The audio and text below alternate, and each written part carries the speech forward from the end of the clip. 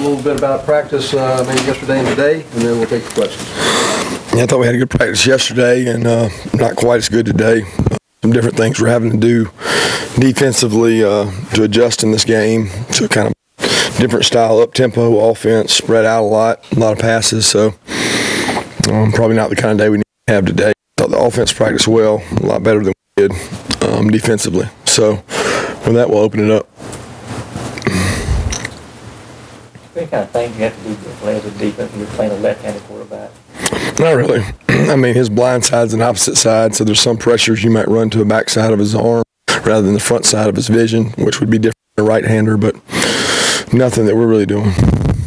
Obviously, you guys want players to take it week to week, but I wanted to see if anything said about Middle Tennessee and maybe what you'll face this week against Missouri. No, not at all. I mean, to be honest with you, I don't honestly know because I don't know a whole lot about what Missouri's doing.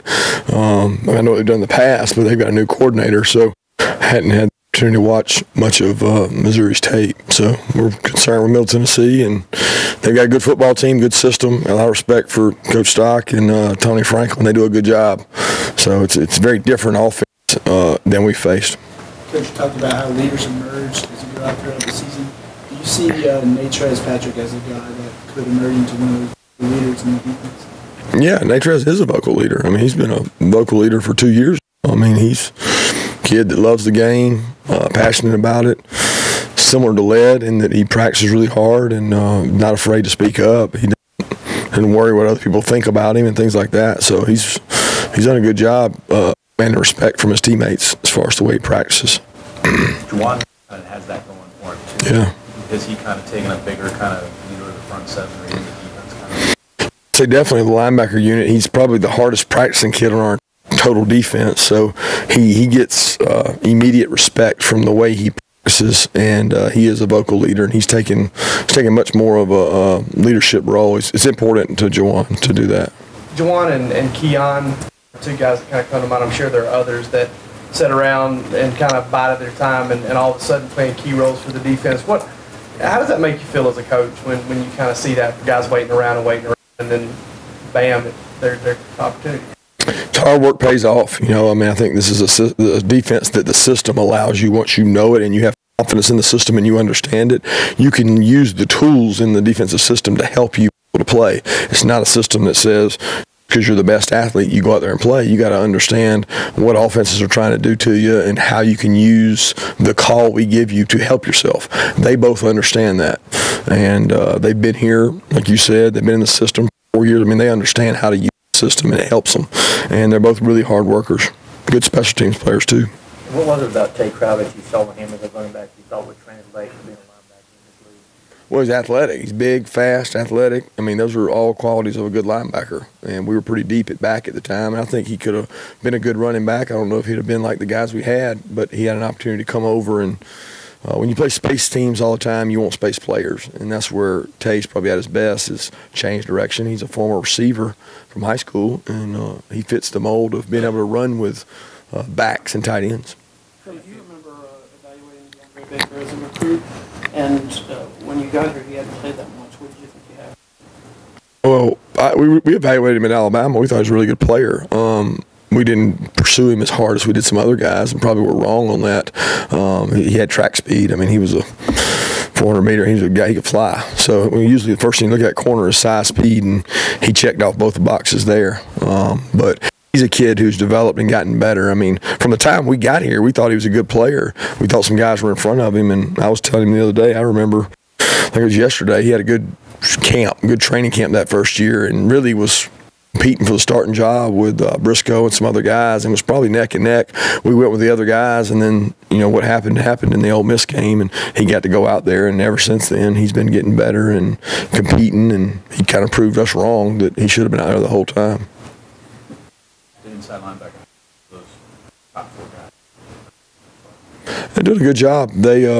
What's best is they all complement each other. So our ability to play all four of them helps keep them fresh. I thought that Natrez made a couple plays Saturday that he might not have made had he not just come from the sideline. So they're able to go 4 or 5 plays, come back in. So you see max effort. I think sometimes at the linebacker position you play guys too long, they get tired. So those 4 guys have rolled and done a good job. Channing, Tyndall, and Quay are coming on. As they learn it, they're going to be able to help us because they're probably both a little more explosive and quick twitch and faster. They're just still learning and learning the defense, and that's important for them. The other 4 know what to do really well, and they continue to do well, and they put us in the right call. And I appreciate how they practice. They practice really hard. Kind of to ask sort of a bigger picture question on the that you've done a coach here through in your 3rd year now. I mean, I you had that practice today, and there's that same type of fire and mentality regardless of the opponent that you face, and you know you've been able to preach the whole thing about the standard every week, and so I was just wondering, like, where does that fire and intentionality come from, and is I guess it's the passion you have for the job you have at Georgia. Does that kind of believe that? I think it's just wanting to be the best. I mean, for me, it's always been a passion to coach, and if you're going to do something, I'm all in. Whatever I do, it doesn't matter if it's golf, checkers, or football. I mean, I just think it's important that if you're going to spend the time that we spend, the time I spend away from my family, my kids, and not getting to be around them, and I know our coaching staff would feel the same way, that you want to give all you got. And I want these players to see day in and day out that if they really try hard and they really demand a lot of themselves, they can be successful in life. And I don't know that some of them realize the hard work they actually do. That what they do while they're at Georgia as players is much harder than what they'll do in the real world. I mean, when they got to get up, go to class, work all day, go to workouts, do football, and then they get a 9-to-5 job, sometimes they think that's a little bit easier. But I want them to be able to say that our coaching staff set an example of giving them everything they had every day. So that's what's important to me. Seen John Theus out there working with you guys a little bit. What's his official role, and how did that come about? I know he retired in the NFL, but how did it come about? Did he reach out to you, to him? How did that work? Well, he finished up his career, and he's graduating, so he's a undergraduate student assistant. Very similar to what Butler was, very similar to what Nick Williams has been, and a lot of those guys are. And when we found out he was coming back and retired, we reached out to him, and I think at first he just kind of said, I'm going to go to school and not do that. But then came over and talked to Sam and visited with us, and he does what he can, and he's a very limited role, but he's really good for those players because he's been there, done that. He's played at a high level. I think he's really good for our players to be around a guy that's been successful in this league, who's also gone on and played in the next league. So he's been a big asset for us. I appreciate him doing it because he doesn't have to. Coach, how do you feel about interior defensive line guys? Julian Rochester and Tyler Clark specifically seem to be a lot of work in there. And they've done a good job. We've got to get better. We've got to get more explosive. We've got to play better defensively as a whole unit. Those guys are playing really hard. I thought Tyler made some really good plays early on Saturday, and it's tough sometimes because the way we rush the quarterback, it's not easy to go get sacks all the time. We don't just cut guys loose because of the way we play in the secondary. We're a little bit different style than most people, but kids work hard, practice hard, and we've really got a committee there. We've got some big bodies, but we have a lot of guys who play. We play 8 or 9 guys up front to keep them fresh, keep them rushing hard, and Tyler and Julian are kind of the leaders of that group, and I've been pleased with the way they work. Led better as well. Unsung guy, I think, in that group is a guy like David Martin. Yeah. I mean, he's played so many snaps for you guys. It doesn't even seem like to us sometimes like he has a defined role. Necessarily does. It seems like he does so much different stuff for you guys. What is it that you think that allows him to kind of flash on the field like he seems to do all the time? Strength. Powerful. He can play all the positions. He's smart, never complains, toughest guy in the room, hurt all the time but never hurt, practices, doesn't complain. He just is a worker. And he's really strong. So when he's at the point of attack, they don't move him. And I think that's allowed him to become a very, what you said, unsung hero because he doesn't play a lot on third down. He gets us to third down, and that's important. He knows his role. Before the season, y'all were working several guys at the back left tackle spot, Marcus, Kendall, and Cade. What pushed Cade ahead of some guys who more experience than him? We just felt like he practiced better. And he's got a lot of potential. He's practiced better. He's practiced hard. He's smart, tough. It's important to him. And at the end of the day, it's just who played better in the scrimmages and who played better in the practices, and he did. Update on Andrew. Yeah, he didn't practice today. He's still not able to practice. He's better, but we don't know if he's going to be able to play in the game or not. A certain time of the week where you need to see him for you. Yeah, I mean, I would want him to at least practice by Thursday. He's played enough, but he didn't practice by Thursday. It's probably not looking good. Coach, one of your closer friends in the business is Mike Bobo, and he got a big win this past weekend. Seen him limp out there. He's still hurting from being in the hospital. I know you guys are close. I'm wondering if you've been able to talk to him. Did you catch that win? And your feelings about what you're seeing him go through this season with the I texted him. I told him, you better never count a Bobo out.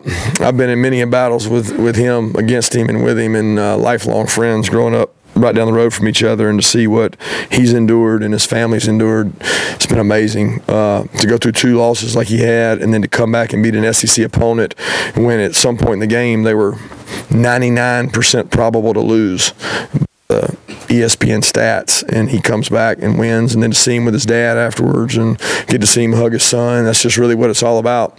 And you don't ever count him out, I can promise you that. He's a great football coach and a really good person. You guys aren't really like using a fullback.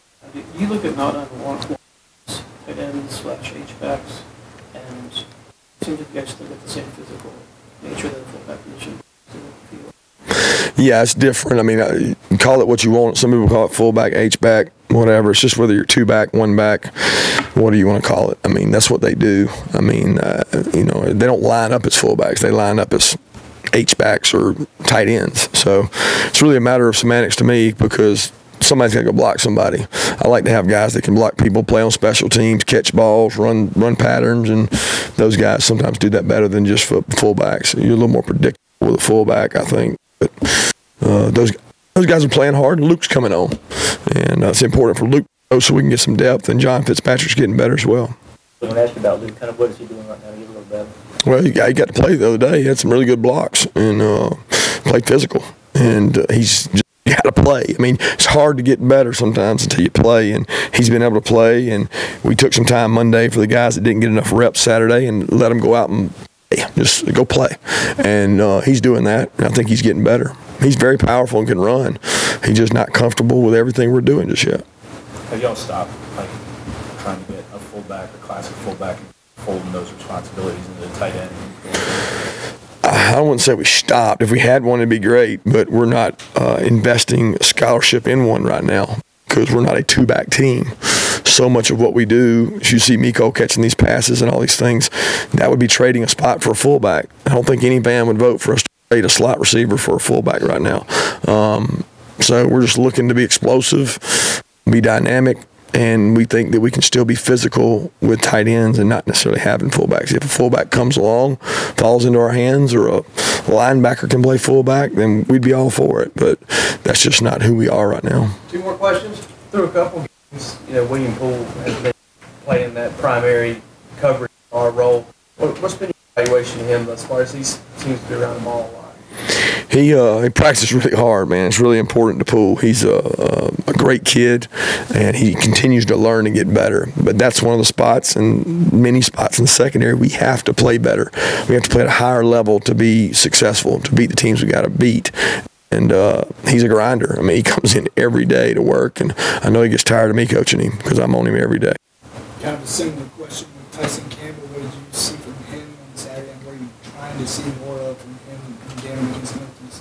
Confidence, just playing with more confidence and getting his hands on people. He didn't play bad the other day. He played against a good receiver and good quarterback, and gave up a big play at the end. And I think that he's going to get better, and the only way he's going to get better is play. And we've said that over and over, that we got to go through some growing pains with these guys because we lost a lot of productive players in the secondary, and Tyson continues to work hard. Thanks.